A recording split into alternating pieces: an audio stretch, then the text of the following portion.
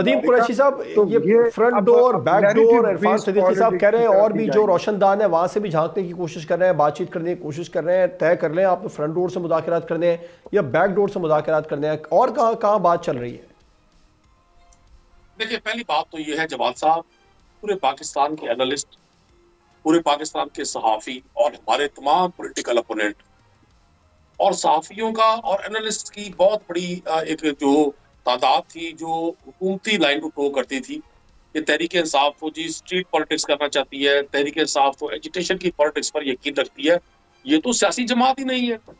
اگر آج ہم مذاکرات کے لیے بیٹھے ہیں، یہ مذاکرات صرف تحریک انصاف اس کی بینیفیشری نہیں ہوگی، اس کا یہ پاکستان بینیفیشری ہوگا۔ یہ مذاکرات پاکستان کے استحکام کے لیے، پاکستان کے معاشی استحکام کے لیے ہے۔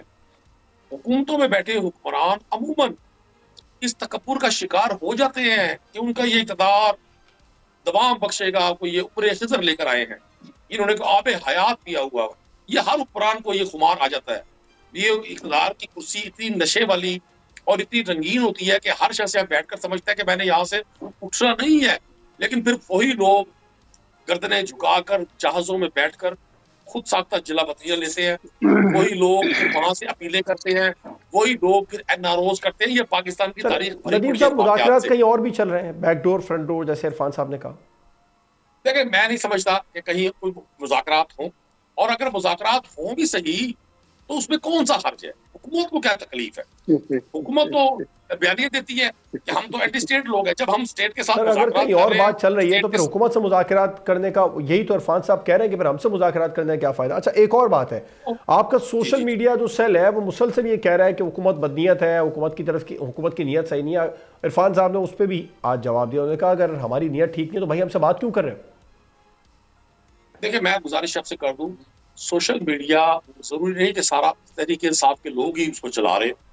آج جس دور میں آپ اور ہم ہیں جواد صاحب، یہ ہر شخص کے پاس انفارمیشن کا سورس ہے، ہر شخص اپنی رائے دیتا ہے۔ ہمارا موقف بڑا واضح ہے کہ آپ جب ایک طرف مذاکرات کر رہے ہیں، دوسری طرف آپ نہ اس میں کمی لا رہے ہیں، نہ پکڑ دھکڑ میں کمی لا رہے ہیں۔ اب بھی آپ نے دیکھا کہ چیئرمین سینٹ نے پروڈکشن آرڈر جاری کیے اعجاز چودھری صاحب کے، جو منتخب سینیٹر ہے تحریک انصاف کے، پیرانہ سالی میں ہے، 2 سال سے جیل میں ہے۔ ان پروڈکشن آرڈر جاری ہونے کے باوجود ان پہ امپلیمنٹ نہیں ہو سکا۔ کس نے نہیں کیا؟ پنجاب گورنمنٹ نے نہیں کیا، کیونکہ کورٹ کا جیل پنجاب کے اندر آتی ہے۔ تو اسی لیے ہم کہتے ہیں کہ اگر حکومتی رویوں میں تضاد نہ ہو تو ہمیں کوئی حرج نہیں ہے، ہم ان کے ساتھ بیٹھے ہوئے ہیں، ہم جمہوری لوگ ہیں، ہم پاکستان کے آئین پر، پاکستان کے قانون پر بھرپور یقین رکھتے ہیں۔ اسپوکس پرسنز ہیں وہ اتنے سیخ پا کیوں ہوئے ہوئے ہیں؟